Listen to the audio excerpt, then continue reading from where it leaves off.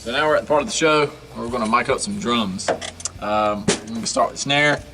This is SM57 by Shure. More or less we got this stand precariously ran through all these cymbals that Tyler's finished setting up here. And we're just going to plop her in. Alright, so this is a 57, we're going to drop it in here. You can check back at a couple of our other videos that talks about why we like this and why it's a good mic, and our cheap instruments for one of those videos has this mic in it. So go watch them all. But that's pretty much it, self-explanatory, just kind of get it right to the edge. I like do a little bit of angle so you get that sound. That's that simple, that's probably the easiest mic to hook up. So, on to number 2. So this is a CAD TM211 drum mic. Comes in one of the 7-piece CAD sets.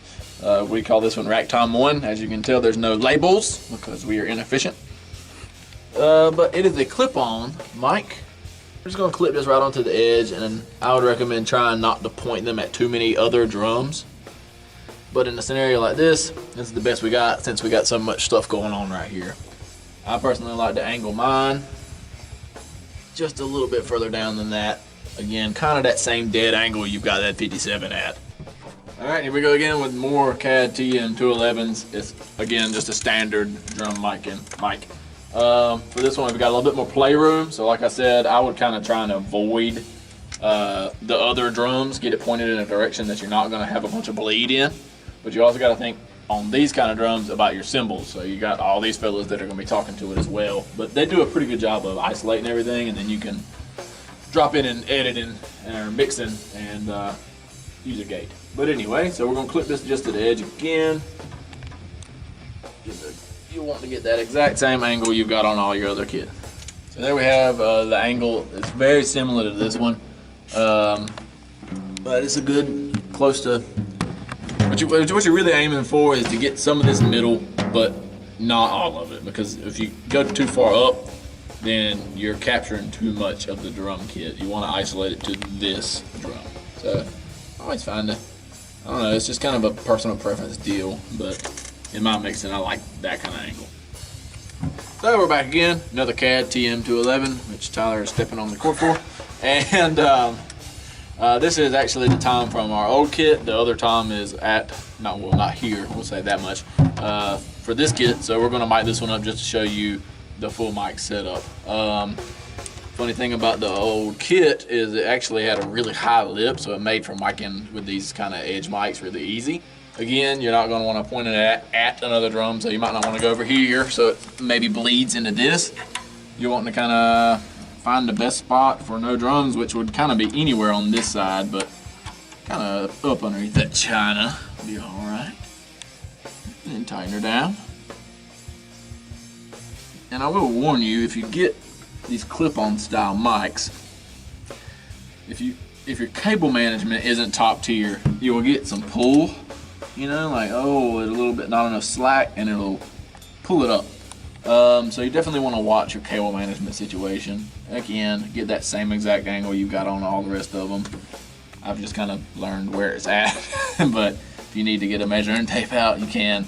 But simple enough. All of the clip-ons are pretty easy. In fact, all of the drum mics, the upper drums, not including the bass, are really easy to set up. They're kind of foolproof, whereas the kick and the overheads are going to take a little bit more precise placement. So that's it for these fellas. So now we're going to move on to overheads, which I feel like are the most important part of the drum mic and setup, just because this is what's going to give you your stereo sound. I've got ours set up. It's actually a new technique I'm trying out, a little bit closer to the cymbals than we normally run it. Got them at 71.5 inches from the ground. Make sure they're both equal because you don't want phase issues. Used to, they were probably closer to 80 inches up, but I want to capture more of just the cymbals and kind of try and isolate them more than have the full kit view. So really, you kind of slide these in, and this is one of the things that it's going to kind of take you some listening to do. You'll have to go into the play something, listen into it and mix, and then move stuff around. But you just want to kind of say, this is where my cymbals on my left side are, and kind of figure in the middle of those. And then looks okay to me, but Then you're gonna come over to your right side overhead. So, overhead on the right side, same distance from the floor, 71.5 inches. And again, we're just gonna try and get these in the middle. But since this side actually has a cymbal that's kind of high up, you don't wanna exactly be right over it. And we also know that this china is really loud. So I'm actually gonna inch over just a taste to get more kind of in the middle of these two, being as I know the china is gonna be super loud. But the ozone is a little bit quieter than this color, so we'll maybe get it a little more over to ozone. And there we go. You're over here in the mix when you got stuff actually playing, where it needs to go a little bit. Maybe this cymbal is much too loud, maybe it needs to come back this way a taste. It's really an in the mix thing, and again, you're wanting to listen for phase issues in the mix. You'll never know when you're setting them up like this. So that wraps up cymbals and the top mic kit. So we're gonna go to the kick. All right, so now we're gonna mic the kick. This is a CAD KM212. It's their kit's kick mic. There's a lot of ways you can do a kick. One is to be just outside the porthole. One's like, kind of a little bit in. One of them is up here, around here, but we like to just get it in there now. We do like to actually put it in the kick drum. It's a kind of a sub kick kind of style deal.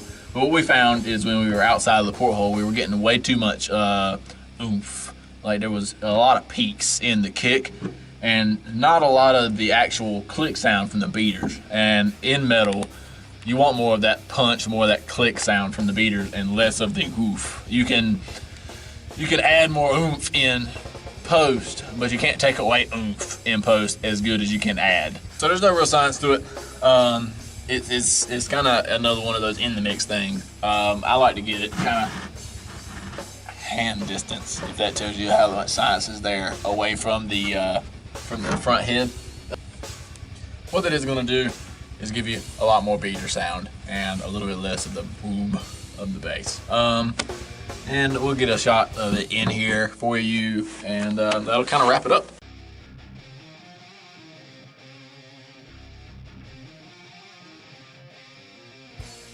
So now if you're like us and you have used a SM57 on your snare, you're thinking, well, what am I going to do with all my extra mic? I mean, you have 8 mics now and only 7 places to put things. What you're going to do is you're going to put it underneath your snare. The crazy thing is that you're going to get that rattle sound and you're going to think it's, oh, that sounds like Duke. You don't want that rattle all throughout your mix, but that little bit of rattle will really make your snare pop at the end. So our writing, recording, and mixing song that we're recording in that playlist is featuring this bottom snare mic. You can go back and listen to some of our much earlier stuff and see if you can pick out the difference between the sounds. But to me, it really makes that snare pop. And again, this is a clip-on, so we're going to flop you around to the other side and clip it on. And we're going to angle it just about the same way you angled all the rest of them.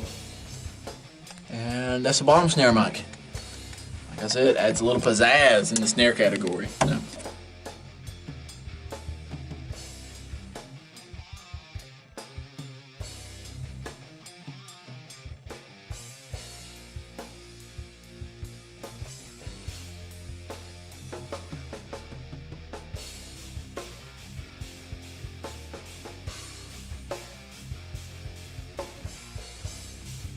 We hope you enjoyed the video and we hope it was helpful. Alright, let us know in the comments. Make sure you like and subscribe as well.